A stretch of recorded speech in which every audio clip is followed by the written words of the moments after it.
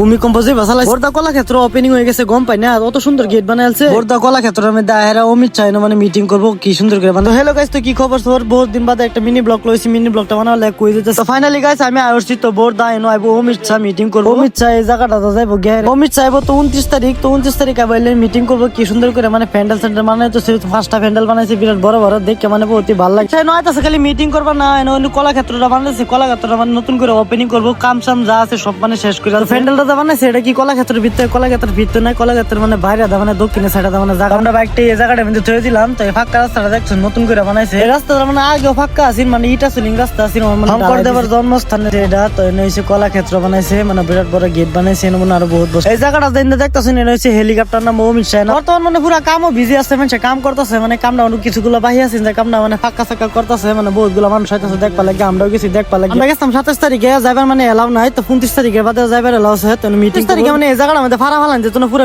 বোরদা কলাক্ষেত্রের main ভিতরে view. তো আগে একটা ভিডিও বানাইছে, ভিডিওটা ভাইরাল হয়েছে। তো এনে মানে 222 কোটি টাকা খরচ করে বানাইছে। তোমার মাংনা ঢুকবার দিব না, 300 টাকা করে টিকিট লাগবে, তার বাদে ঢুকবার হবে তুমি বুঝছো।